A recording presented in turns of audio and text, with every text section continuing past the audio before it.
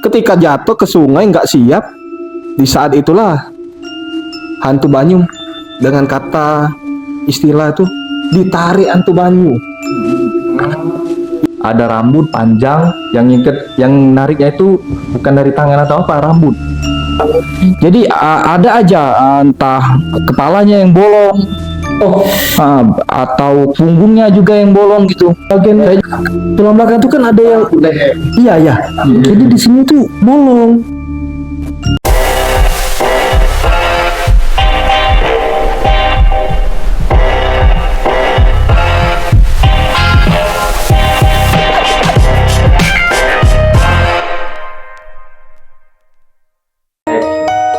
Halo teman cerita, selamat datang di channel kita Ayo Bercerita. Di episode pertama ini kita akan membahas mengenai sosok mistis di Palembang, yaitu hantu banyu.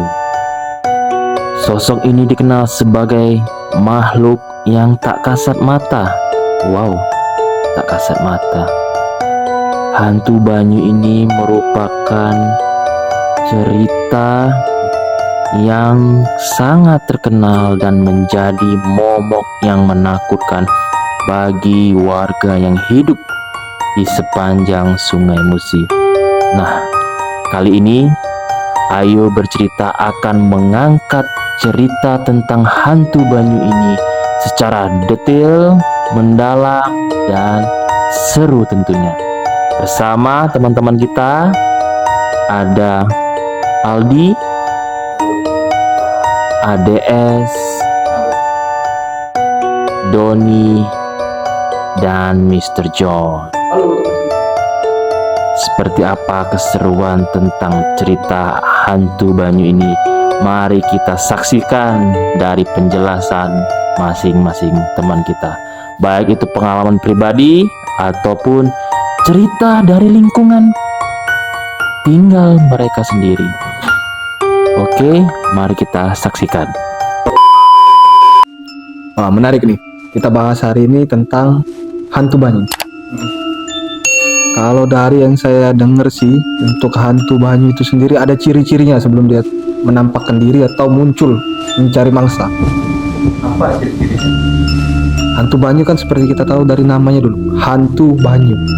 Banyu itu artinya air. Jadi hantu ini memang ada di air. Yang tadi seperti disampaikan di sepanjang aliran Sungai Musi.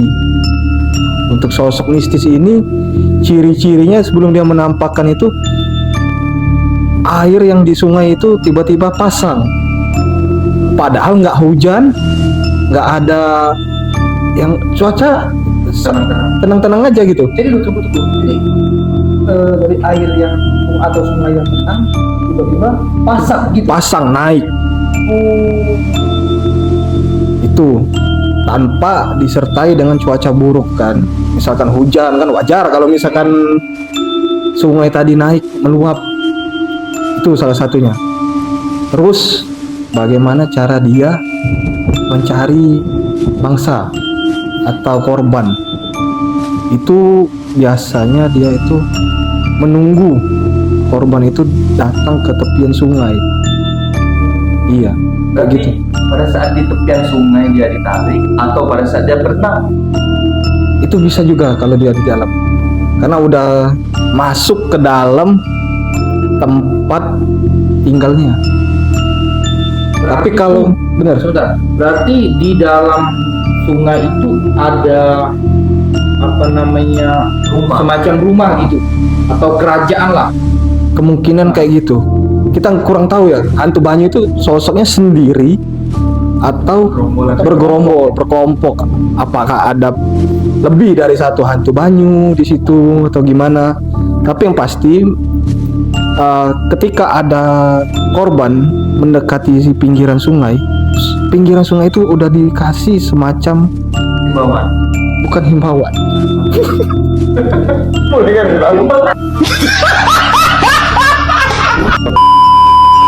Ya, jadi memang kita kurang tahu ya kalau misalkan hantu banyu itu emang sendiri atau berkelompok atau lebih dari satu hantu banyu ketika mereka melakukan pencarian mangsa. atau korban. Tapi yang pasti yang dari saya dengar ketika korban itu ada di pinggiran sungai itu udah dipasang kayak jebakan. Jebakannya bukan jebakan kayak apa kan gitu. Jadi udah dipasang kayak jebakannya itu kayak lendir kayak gitu kan. Cairan-cairan. Jadi ya mangsa yang belum masuk ke air itu atau korban yang belum masuk ke air itu terpleset dan masuk ke air, terjerebuk. Jadi kayak semacam lendir atau cairan yang sifatnya licin. Ya, walaupun lah kita misalkan nih Mas ADS udah bisa berenang nih, udah bisa berenang segala macem, udah biasalah di air. Tapi kalau misalkan Mas ADS lagi di pinggir sungai terus terpleset, itu kan pasti kondisinya Mas ADS nggak siap kan? Siap. Ketika jatuh ke sungai nggak siap, di saat itulah hantu banyu, dengan kata istilah itu ditarik hantu banyu. Jadi ya saat masuk ke dalam itu kan posisi pasti Mas ADS nggak siap, walaupun Mas ADS bisa berenang nih, bisa nyelam, bisa segala macam lah di air. Tapi ketika jatuh karena lendir tersebut pasti posisi Mas ADS nggak siap, bener kan? Betul. Nah, tapi gini Mas, saya mau ada satu pertanyaan. Jadi kata Mas Doni tadi semacam perangkap lah lendir gitu Mas ya? Perangkap. Nah, jadi pertanyaannya gimana cara hantu banyu itu bisa menaburkan lendir? Apakah dia sebelum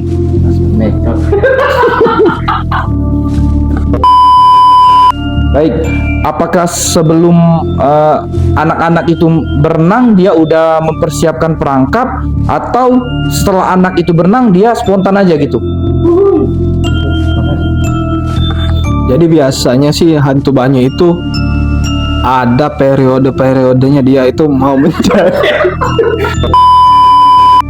Jadi untuk lendirnya itu kita nggak tahu ya, nggak ada catatan atau saksi ketika hantu banyu itu menaruh perangkap di pinggiran sungai. Tapi yang pasti itu tadi tanda-tandanya sungai meluap, terus di pinggiran sungai itu ada cairan-cairan yang kayak berbau amis. Itu ada tanda-tandanya. Itu biasanya hantu banyu itu pasti ada periode-periodenya dia mencari korban. Oh, kalau benar. ini ada, saya juga ada pengalaman. Oh, boleh kita sharing nih Mas Ardi. Langsung. Ya, langsung. Kalau saya nih, ini Kak Doni pernah punya pengalaman di tempat tinggal Mas Arif, Kak Ades. Nah, jadi di tempat saya itu kan ada galian lah, semacam galian untuk orang-orang kalau muat ini batu bata, tahu batu bata? Oh, buat rumah. Ya, untuk buat rumah. Jadi kan kalau di daerah saya itu masih banyak sekali orang yang kerjanya itu nyetak batu bata kayak gitu. Nah, mereka ngambil tanahnya itu dari galian. Galian itu tuh ada airnya. Nah, jadi di daerah saya itu ada galian untuk tanah membuat batu bata itu. Nah, galiannya itu besar, cukup besar. Nah, kan kalau udah digali otomatis kan ada mata air kayak gitu. Jadi kayak danau, semacam danau lah. Tapi kalau daerah kami nyebutnya itu bedeng. Tapi kalau bahasa Indonesia itu seperti kali kayak gitu. Nah, Buatan lah. Kali. Jadi di tempat kami itu sekitar tahun berapa belum masuk ini PDAM. Oh, Nah, zaman-zaman waktu itu ketika kemarau, orang-orang di sekitar kami itu selalu sore-sore mandi di tempat itu. Karena nggak ada air, jadi kan mandi ke situ. Karena kalau sungai jauh, nggak ada sungai. Berarti itu nggak ada aliran sungai di situ. Nggak ada. Bener-bener galian dari orang mau bikin batu bata, untuk bahan batu bata. Betul Kak Doni. Nah, jadi ketika kemarau pasti orang di tempat kami itu berbondong-bondong sore-sore, ada yang nyuci baju, ada yang mandi, pasti ngambil air di situ. Nah, jadi di suatu hari pada saat itu kan kalau udah mau maghrib orang-orang ini semua pulang. Nah, ada 2 orang anak, cewek cowok ini, cewek cowok masih berenang di situ. Berenang di situ. Nah, pada saat mereka berdua ini nggak ada, gimana ya ceritanya tuh. Jadi mereka ini berenang berdua, nggak ada yang tahu kalau mereka berenang. Jadi pada saat udah maghrib, orang tua yang cewek ini nyari anaknya, nggak tahu kemana. Jadi orang satu kampung itu ikut mencari. Nah, temannya yang cowok tadi, kan orang tua yang cewek ini tahu bahwa dia main dengan teman yang cowok ini. Dia ditanyain, mana si A? Pertama dia nggak mau ngaku, takut. Jadi dia nggak tahu, nggak main sama saya katanya. Padahal dari siang mereka main berdua, dan orang-orang yang udah pulang mandi sama nyuci baju di tempat tadi lihat mereka berdua tadi itu masih di tempat itu. Nah, yang cowok ini nggak mau ngaku, tapi karena udah diteken terus kan oleh orang-orang di sekitar, ngakulah kemana si A ini. Ujung-ujungnya dia bilang pada saat mereka berenang berdua, dia melihat temannya si cewek ini lagi berenang, tiba-tiba langsung ke dalam, kayak nggak tahu. Padahal si anak 2 ini bisa berenang semua. Bisa semua. Nah, jadi pada saat dia melihat temannya tadi tuh kayak ada yang narik di bawah, dia minta tolong karena masih kecil kan, masih kecil. Jadi dia ini takut, keluarlah, bukannya ditolongin atau manggil warga untuk nolongi, dia ini datang ke tempat orang bermain bola. Jadi kayak orang nggak tahu itu dia tuh. Jadi pada saat di lapangan bola, dia ini nggak minta tolong dengan orang-orang yang di sekitar. Oh, karena takut. Karena takut, nggak berani bilang kan. Takut Disalahkan, entah takut disalahkan atau apa. Jadi ngalir aja. Pada saat udah malam kan orang tuanya tadi bingung nyari. Iya, kemana anaknya tadi? Dah pada saat diteken dia ngaku bahwa dia tadi pada saat berenang melihat kawannya itu ditarik. Emang benar-benar kayak ditarik bener guys. Lagi berenang langsung masuk ke dalam itu. Jadi temennya itu sempat nggak melihat posisi dia tuh siapa yang narik atau dia ngomong, oh man, aku ditarik nih. Enggak tolong. Mungkin karena panik tadi kan. Yang satunya tadi langsung naik, cuma bisa ngeliat. Tapi dari pengakuan dia ngelihat rambut yang ngikat di badannya itu. Ada rambut panjang yang ngikat, yang nariknya itu bukan dari tangan atau apa, rambut. Nah, pada saat itu jadi warga di sekitar itu langsung mulai pencarian. Sekitar jam 8 malam lah mereka melakukan pencarian di tempat itu. Ketemu? Belum. Masih belum ketemu. Padahal dengan pengakuan temennya tadi tenggelam di situ. Tenggelam di tempat mandi itu. Betul. Nah, itu kan nggak terlalu besar. Ya. Nggak terlalu besar. Namanya galian untuk Kira-kira berapa meter kali berapa meter? Galian ini galian besar lapangan bola ya? Batu-batu. setengah lapangan bola lah. Seharusnya langsung ketemu. Iya. Dalam paling 15 meteran nggak gitu. Dalam 15 Ya, meter. Dalam banget. Nah, jadi pada saat malam itu ada beberapa orang yang mencari ikut turun ke dalam itu, dalam kolam itu, nyelam. Nggak ketemu. Padahal sudah ditelusuri, dilihat-lihat nggak ketemu. Besar lah kalau Nggak besar. Akal kan? Akal secara kelihatan visual. Kalau kolamnya nggak terlalu besar, pasti ada. Ya, logikanya bener. Pasti kan kalau misalkan tenggelam udah nggak bernyawa pasti kan. Bener. Ya. Logikanya kayak gitu. Tuh. Nah, itu setelah pencarian ada mungkin 2 jam. Dari jam 8. Dari jam 8 tadi nggak ketemu, ada orang seperti orang pintar lah mungkin. Oh, yang tahu lah. Yang tahu. Jadi dia itu mungkin berkomunikasi lah dengan makhluk yang ada di dalam kolam itu tadi.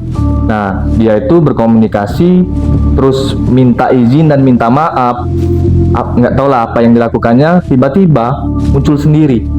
Oh, kalau minta izin sama minta maaf berarti kelakuan dua anak tadi mengganggu keberadaan makhluk tersebut. Ya? Mungkin nggak tahu, atau mengganggu, atau mungkin memang udah jamnya tadi udah maghrib tapi mereka masih main di situ. Nah, jadi yang saya tahu kalau dari pengakuannya itu hantu Banyu itu rambutnya itu panjang, jadi ya terikat. Dia itu narik bukan pakai tangan, pakai itu, pakai rambut. Kayak gitu. Mungkin Mas Ardi ada pengalaman. Boleh. Jadi gini, kalau saya juga sebenarnya jujurnya saya juga punya sih pengalaman hampir sama seperti Mas Aldi dan Bang Doni tadi. Jadi pada saat itu juga saya tuh pernah, dulu ini pengalaman pribadi sih. Jadi dulu waktu saya semasa masih kecil, saya itu kan sering juga main ke sungai.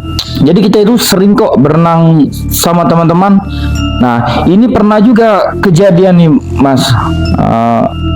Teman kita, Lokasinya di mana? lokasinya itu kita berada di suatu daerah juga sih, agak terpencil. Jadi memang suasana di Salah satu daerah di Palembang nggak mampu. Oke. Ya, di salah satu daerah di Palembang juga sih Mas, tapi itu tempatnya agak terpencil sih. Memang tempat kami itu masih banyak rawa-rawa juga di sana. Jadi teman saya itu pernah hilang di, entah ditarik hantu Banyu. Jadi ini asumsi saya, ini saya menyimpulkan Mas, mungkin juga di dasar sungai itu ada semacam kerajaan. Kenapa saya bilang ada sebuah kerajaan? Biasanya setelah ada korban itu nggak langsung keluar gitu Mas. Betul kan, kira-kira itu harus, biasanya kalau di daerah saya itu harus menggunakan jasa paranormal gitu. Seperti kata Mas Aldi tadi. Berarti bener ya kalau tadi kita bahas di awal, kita nggak tahu nih kalau dia itu ketika mencari korban sendiri atau rame-rame. Tapi kalau dengan kata Mas ADS tadi, ada kerajaan di bawah situ, di bawah air itu, berarti bisa jadi berkelompok. Nah, ini yang jadi pertanyaan saya juga sebenarnya Mas. Jadi kalaupun itu nggak ada kerajaan, mungkin setelah dia mendapatkan korban kan otomatis seperti kata Mas Doni tadi, setelah didapat korban biasanya langsung timbul gitu jasadnya. Tenggelam Udah nggak lama. Nah, tapi ini pada kenyataannya itu di tempat saya pribadi itu harus menggunakan jasa paranormal gitu. Jadi pas setelah ada jasa paranormal pun itu masih memakan waktu juga Mas. Dan ketika jasadnya itu timbul juga itu nggak utuh Mas biasanya. Jadi ada aja entah kepalanya yang bolong, atau punggungnya juga yang bolong gitu. Saya juga nggak tahu juga tuh. Padahal kalau tenggelam ya tenggelam nggak gitu aja kan? Iya betul. Biasanya kan tenggelam aja gitu. Biru, pucet kan ya kayak gitu kan? Misalnya kalau Maksudnya bolong itu seperti atau kena kupu atau kayak mana bolong itu? Itu kayak gigi, buaya atau itu gimana? Kalau buaya harusnya bener-bener hilang gitu. Iya. Bolong. Nah, mungkin bolongnya itu kalau sepenglihatan saya gitu, pengalaman. Saya waktu masih kecil itu saya pernah lihat juga itu bolong kayak bolong dihisap gitu Mas. Ada dihisap, kayak mungkin lah kayak taring gitu Mas. Jadi semacam contoh nih, kalau di kepala itu kepalanya itu bolong Mas. Jadi isinya itu bolong Mas. Jadi isi kepalanya itu udah hilang gitu. Jadi mohon maaf, isi kepala saya otak. Iya, bisa jadi otaknya bisa udah hilang gitu mas. Nah itu parahnya. Nah ini balik lagi berdasarkan asumsi saya ini kayaknya itu memang di suatu aliran sungai itu memang punya kerajaan. Nah, karena kalau mereka juga nggak punya kerajaan, di mana beliau tinggal?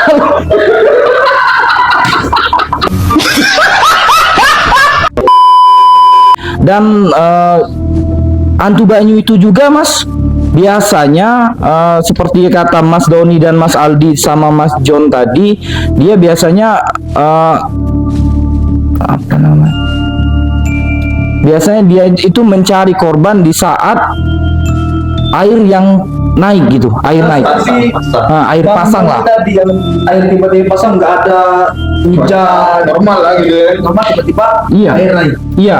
Nah itu juga saya perhatikan juga biasanya itu di penghujung tahun. Kira-kira benar nggak mas? Nah, Biasa. pasti closingan. Biasanya air itu naiknya pasang itu di akhir tahun mas. Nah. Biasanya. Biasanya memang cuaca juga sih. Di akhir tahun itu memang air sungai itu rata-rata memang lagi pasang, lagi tinggi. Walaupun memang nggak hujan, biasanya memang yang di akhir pasang. tahun kan gitu. Oke, ini sebenarnya saran saja dari saya buat teman-teman semuanya. Apabila di akhir tahun air sungai yang lagi pasang, saya sarankan jangan dululah untuk main ke sungai gitu. Karena memang berdasarkan pengalaman juga itu di akhir tahun itu banyak korban gitu. Terlepas dari itu korban dari hantu banyu atau memang aliran sungai sedang deras, ya lebih baik ketika aliran sungai sedang pasang, ya lebih baik nggak usah ke sungai dulu kan. Iya gitu mas Doni ya. Ya paling itu aja sih dari saya. Mungkin dari Mas Jones bisa ceritakan pengalaman pribadinya. Mungkin dari saya juga ada ya. Mungkin langsung aja ke inti ceritanya ya. Dari hantu banyu tadi. Mungkin hampir sama seperti Mas Ardi tadi yang korbannya palanya bolong. Kepalanya Nah, yang dari tempat kampung nenek saya itu di daerah Musi Banyuasin itu, masih di aliran sungai itu ya mas ya. ya itu kebetulan memang di aliran Sungai Musi. Memang jadi urban legend legenda di kita di Palembang atau Sumatera Selatan ini kan. Jadi itu kebetulan juga sama anak-anak yang ketika tenggelam itu posisinya Sama kayak mas Ardi tadi. ya udah mau maghrib. Memang bahaya. Ya udah mau maghrib, teman-teman udah naik ke darat. Teman satunya si A kemana si A? Gak ada lagi. Langsung lah inisiatif. Rame nih pada Ya rame, kira-kira orang 10 lah mungkin kan. Kak, pada saat dia hilang tuh nggak ada yang lihat ditarik atau Enggak ada. Jadi posisi mereka tuh udah mau naik ke darat. udah naik semua. Iya, ada mau yang sebelah enggak. Si A nggak ada, hilang. Jadi yang lain tuh teman-teman nggak ngelihat. Nggak ada saksi yang tiba-tiba apa dia lihat ditarik atau dia minta tolong. Enggak, jadi seperti nggak ada suara. Nah ini bedanya yang nggak ada suara. Gitu. Nah, singkat cerita, orang udah rame, yang sesepuh sana udah rame.